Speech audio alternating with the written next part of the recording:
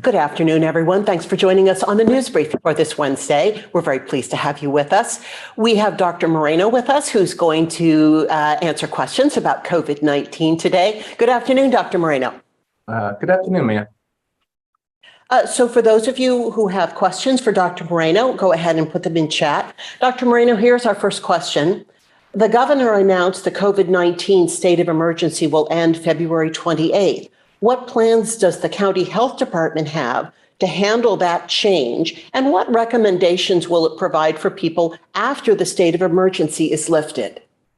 Thanks, Mia. So I can't speak on behalf of the health department, but from public health perspective, we'll most likely be contacting county council and CA's office to talk about the implications of the termination of the state of emergency in California. So that's probably the first steps we'll take. All right. I think the questioner also may want to know what recommendations the health department will have. There is a change coming, but many of the recommendations may remain the same the health recommendations that you may advise. Right. So again, we'll most likely need to work with county council to determine what the implications are for Monterey County public health with regards to the termination of the state of emergency and potentially any action that the board of supervisors might take.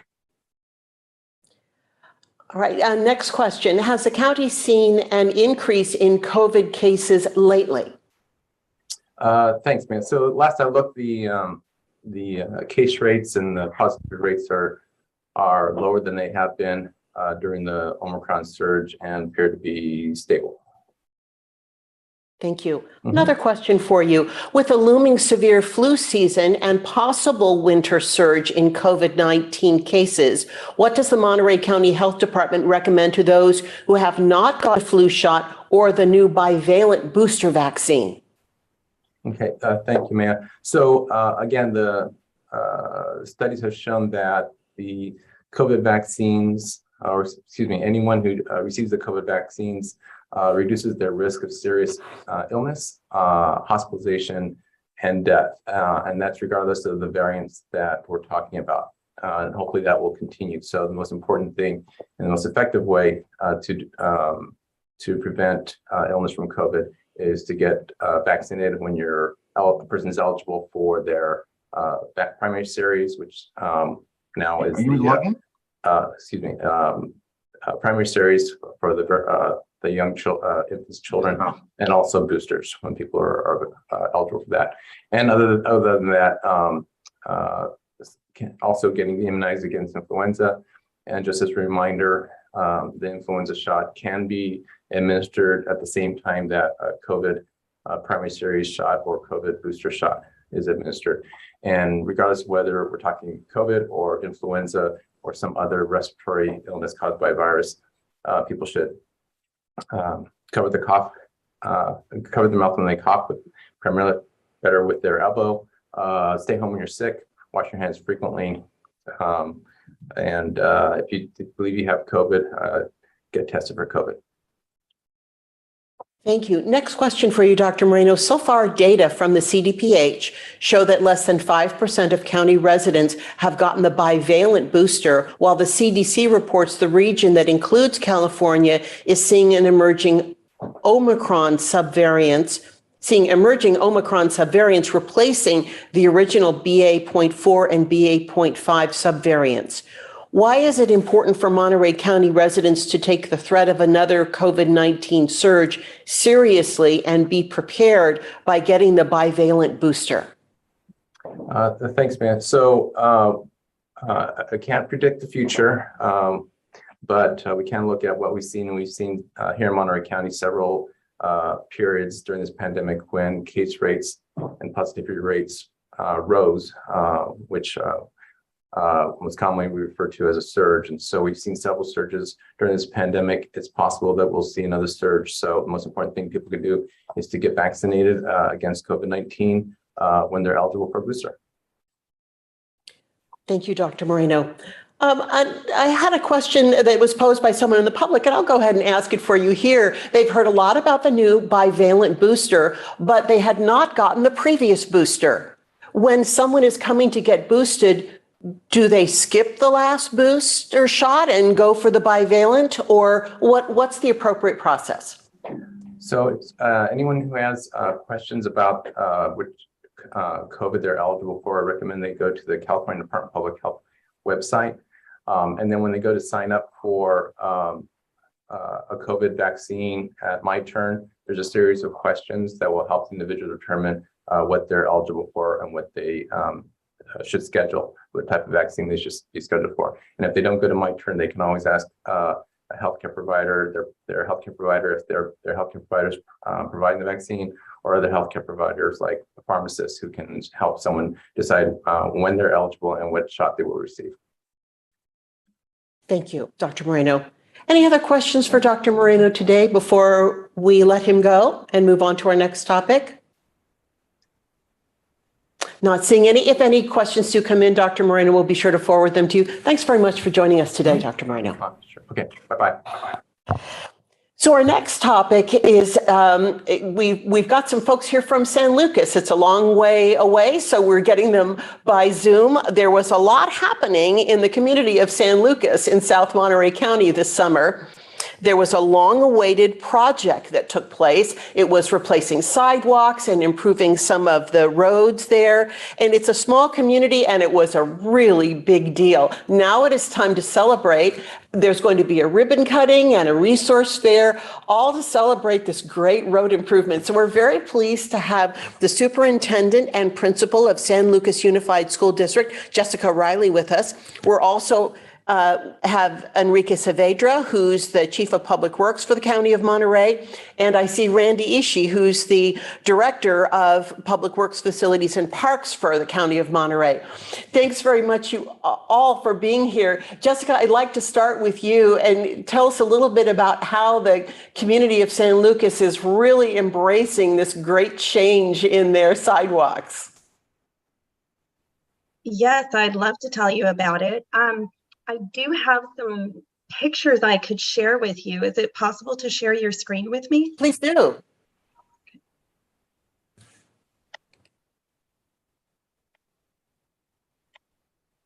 Can you see my I can. email? Okay. I see your email. Okay, so I put it in a slideshow presentation because that's the easiest way for me to outline how this went.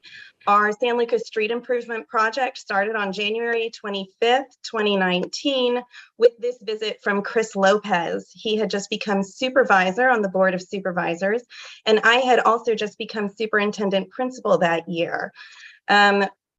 He visited my 6th, 7th, and 8th graders that year, and he introduced himself and said he was a supervisor and that they help make decisions on bringing resources to your town. And when he asked my 6th, 7th, and 8th graders, what kinds of things would you like to see in your town? You expect children to say things like, I want a McDonald's, or can you install a Disneyland, or something cool like that. And instead, my children made comments that, in my opinion, reflect what types of burdens our students have to bear when they are living in unincorporated rural areas of Monterey County that have been long subjected to systemic inequality. And they said, we'd like, please, drinking water that is safe to drink, maybe some sidewalks to walk on, a street light or two, and roads. And it was very eye-opening for both Chris and I to hear children voice real and valid concerns about what it takes to be successful, not just in school, but in everyday living.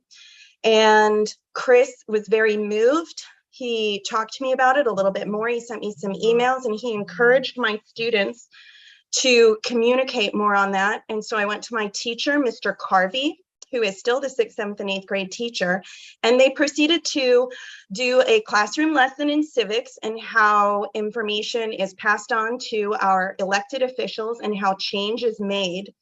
And they wrote these letters, and I highlighted some of their quotes. This one was, we We need sidewalk really, really, really badly. That was by my student in all caps and bold. Now, I'm not trying to rush you in any way, but we really do. So many of our so-called sidewalks are not even real sidewalks. My dream community would be for San Lucas to have sidewalks, so then we can be safe instead of walking on the road.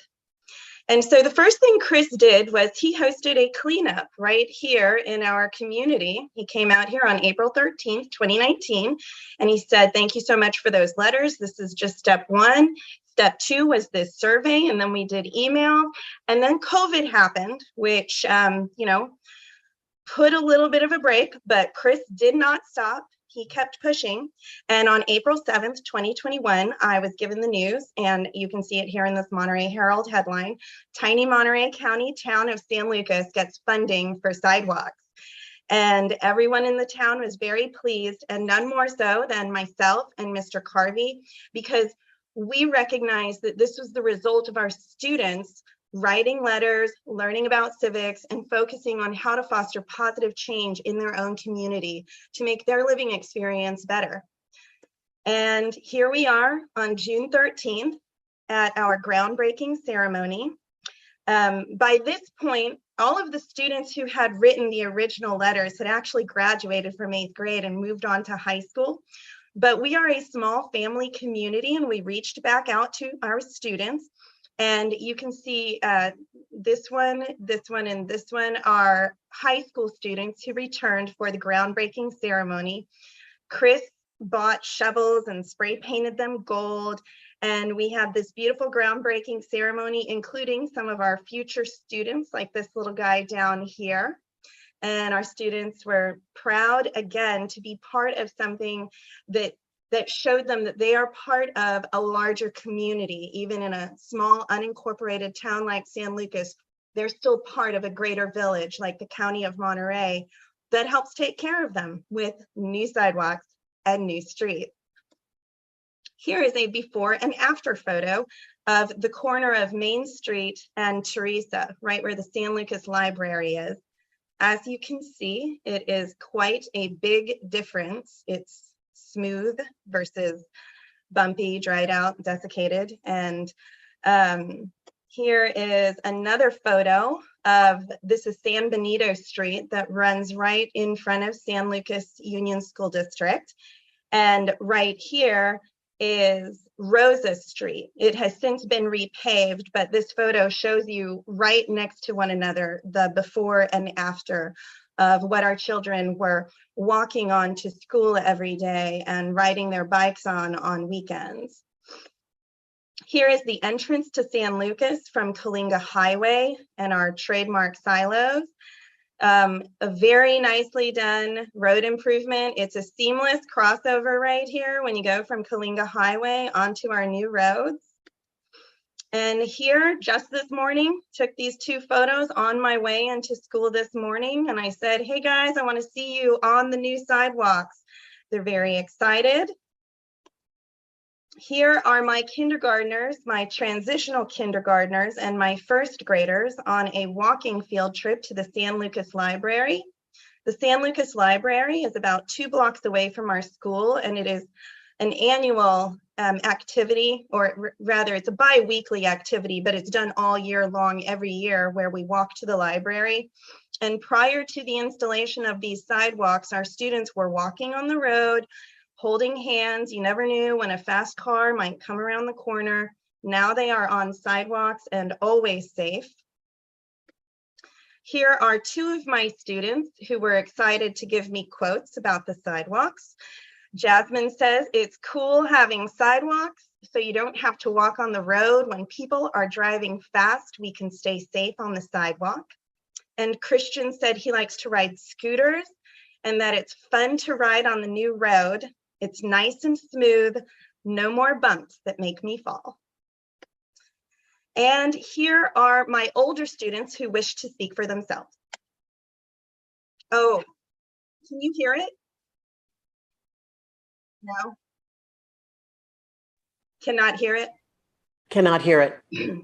I think I am not going to hold up our time trying to figure out that audio problem. That's on me. I forgot when I do audio links from my computer to a Zoom. But that's Daniel Alvarez and Sergio Frias in our grades 7 and 8. They live right along the roads that have been improved, and sidewalks now go by both their houses. And they also both love using the sidewalks. They walk to school, they walk to each other's houses, they ride their bikes, and they use their skateboards. And then I said, was there anything else you wish to say? And they both said, thank you, because they recognize that this project, while they wrote the letters and they knew what they wanted to ask for, this project was largely a gift to us from the county, making the changes necessary at their board meetings to give us the funding for this project. So we're really excited. And I just wanted to give you my contact information in case you need it. And basically just let everybody know that we're very excited, we're very thankful, but more than anything for me as an educator, I'm very proud of my students, because for children to learn the lesson that they can identify a problem, they can identify a solution, they can actively engage in the community and civic process to earn the solution. And then when they receive the new streets and sidewalks, they take the time to say thank you and have gratitude for it. And here at San Lucas, that is what it means to be a San Lucas Tiger. And this whole experience has been a wonderful Tiger's Roar moment for the children of San Lucas. Thank you so much, Jessica, for walking us through it and letting us see some of the before and afters and how excited the kids are to have these new sidewalks. Now let's talk to the people who actually put the sidewalks and did the road construction. We're really pleased to have Randy Ishii here and Enrique Saavedra. I don't know which one of you wants to go first, but can you tell us a little bit about how the project went once you got all the preparation and then once you got started? Thank you very much, Maya, and good afternoon, everyone. I will start us off. I'm Randy Ishii, Director of Public Works, Facilities and Parks. And what I'd rather do is I'd much rather hand it over to the people who led the project efforts and were the boots on the ground who got this project done for the community. I just want to start off on behalf of our department to thank Supervisor Lopez and his office for identifying funding for us so that we could do this transformative community project. We thank the community for their patience with us through the course of construction, and we thank the school district and the students for their cooperation, consideration, and coordination as we work through to get this very important project done. And so with that, I'd like to hand it over to Enrique Saavedra, Chief of Public Works, who led the project, and then also open it up to Supervisor Lopez's staff. They'd like to talk about their experiences or any upcoming events. Enrique, the floor is yours. Hello, everybody. Good afternoon. And may I just want to echo what Superintendent Riley said and Director Ishii said about, we as staff here are very grateful for the Board of Supervisors allocating the funds necessary to complete this project. Without their leadership, we wouldn't be able to have the funding to do what we did this summer. So now I just want to really talk about a little bit more about the actual work, just to give you more insight on what we did this summer. And along with me is also the project manager that worked with the project. His name is Victor Gutierrez. And we also have some before and after photos just to kind of help illustrate the change that the improvement did to the community of San Lucas.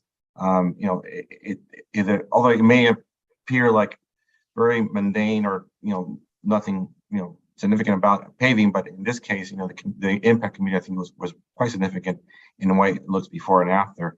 So, Victor, are you able to share your screen, or can we have Victor Gutierrez share his screen? He has some slides he likes to share with us, and I could talk while he's sharing, if that's possible.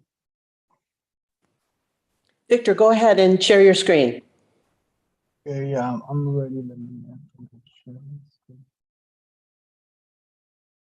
And again, this summer we started the project, and we you guys able to see? Oh, sorry. Perfect, good. We're seeing your photos. Yeah, so again, this summer we worked with Granite Construction Company. They were the contractor who we engaged with to perform the work. They paved the streets, and again, we're talking all the streets within the community. It's not a large community, but it did all the streets within the community. We give a new surface.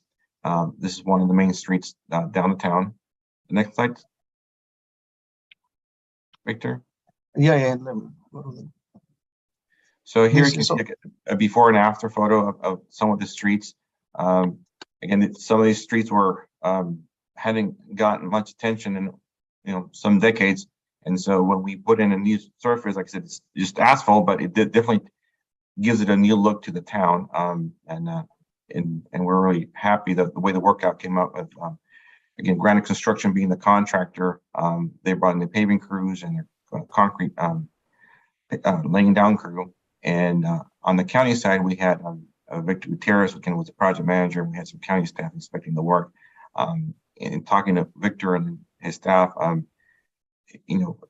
we first of all, the community is really appreciative of the work, obviously, and they really helped us to make sure the work went well during construction. That we aren't interfering too much with their driveways, and they're interfering with their daily flow of through the community. So it was really a good experience working with the community of San Lucas and trying to make this work happen. And I know during construction projects, typically there's delays, there's noise, there's dust, but we were able to overcome all those challenges with the community of San Lucas, and really helpful. I'm grateful for that. Here's some more photos. Here's the sidewalk, and on the left-hand side with the new paved street. On the right-hand side, you see the entrance to the school there, the paved driveway into their bus park and staff parking lot area. And so again, just it was a nice project. Altogether, we spend about $2 million in this community of San Lucas. Half of it money was allocated from a CDBG grant, a community development block grant, and the other part was a revenues from our transit occupancy taxes. So the board of supervisors again was instrumental in getting these funds allocated for this community. Here's a good picture of a before and after. You can see again how big a change simple asphalt can make to the community. Driving on one street versus the other one, and just the quality of life. For some of us, we kind of grow to expect having a smooth road, but in some communities, unfortunately, it's not a reality. And so I'm glad we could make that improvement to San Lucas. And if there are any questions, I'm happy to answer any questions regarding the project. Again, I just want to say thank you to Superintendent Riley for getting the ball moving, and Supervisor Chris Lopez's office and pushing this through, and our Director Ishii for getting our staff getting this project prioritized with our staff and getting it out there, and Granite Construction for the work they did. We really again happy with the work they did, and we think they did a really good job with out there in the community of San Lucas. And Ricky, did you say that you paved all of the streets? Because I know initially it was just going to be sidewalks, but wow, this looks beautiful. Yeah, that's correct, right, Victor? We pretty much paved all the public streets in the community. Right, we paved. Yes, this is Victor. Yeah, we paved all this. Right. Yes, all the county streets on San Lucas. Yes. It really, night and day. This is just like it's like one of those before and after TV shows, right here, right here on the news briefing. Are you guys all done? Are there any last details that you're working on there, or are the work all wrapped up? No, all the work is not complete right now. Tomorrow, actually, we'll do the final pavement markings. The striping is going to go on Main Street and along Mary Street, and all the school zone markings. Well, and then on Friday, we'll go and do final cleanup. But so this week we'll be done, completely done with the project. Yeah, and the hope is, I'm go sorry. ahead. And No, go ahead. With the hope of this striping, like Victor mentioned, is is to add another a safety aspect to the roads, and so people are able to see where say there's a crosswalk or a stop sign that can see a stop legend. So again, it's in trying to keep the community more walkable and safer for the people that walk in that area. Jessica, do the kids feel like they have like a new town? It's just also, the beautiful streets and so fresh and clean. Yes, they definitely feel like they have a new town. If you could take a walk with the kinders and first graders when they walk from the school to the library, they notice it and they're like, this is nice. And honestly, I hadn't realized just how scary it had been for them walking on the streets and a car going by, because that's what all of them go to. They keep saying it's so much nicer to have a sidewalk because when there's cars on the roads, we're safe and on the sidewalk. So it's just wonderful. And the street itself, even for the adults, I'd say we feel like we've hit a little bit of a jackpot. We love driving to work. So the final touches are going up the end of this week, and then you've got an event coming up next week. Jessica, do you want to talk about that? Yes, on Wednesday, October 26th, from 1:30 to 3:30, the County of Monterey will be hosting our ribbon cutting for the new streets. It will be taking place right in front of the school. And there will be a resource fair as well from a variety of organizations. And there will be pumpkins to distribute. And my students are all looking forward to it. Wednesdays are our early release days, so they'll be getting out of school at 1:15, and we're all geared up for the big party. Thank you. And we really hope you have a wonderful time at your ribbon cutting. It's really a great celebration, so much to celebrate there. And again, we also want to express our thanks to District 3, Supervisor Lopez and his staff who worked so hard to get this done. I know they're on the call, but there you go. They're not talking, but they can accept all of our thanks. Thanks everyone for joining us on the news briefing this week. Our next briefing is next week. We'll see you then. Bye everyone.